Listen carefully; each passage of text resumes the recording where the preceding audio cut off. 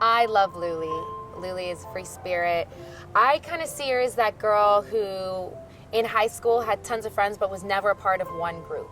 You know, she had friends, she's friends with the popular people, the geeks, the sports people, the athletes and all of that, but she never could just fit in like one group of friends. So I'm very excited to play a girl who is biracial just because I am biracial, and it's becoming more and more accepted and popular, and so it's cool to play a story that you know because I've lived it.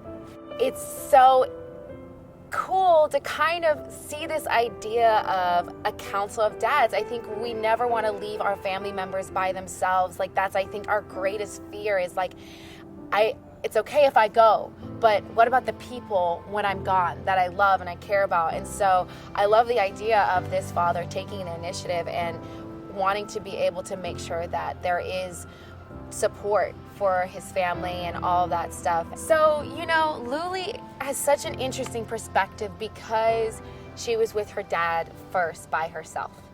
And she's the oldest of the children in the Perry household.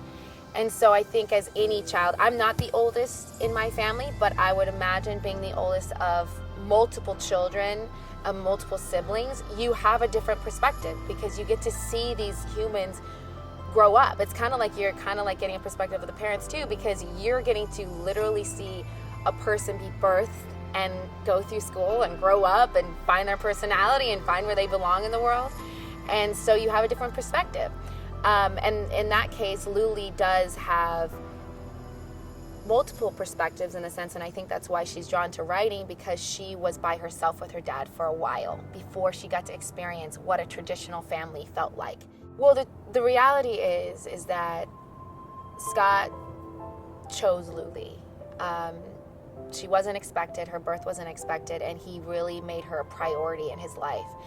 And so I think when you're a child and you've watched someone sacrifice so much for you and help you, it's hard to not want to make a sacrifice for them when they're at their weakest. And I really believe that's what Luly really had to face, is this man has literally been the only person to consistently give to me.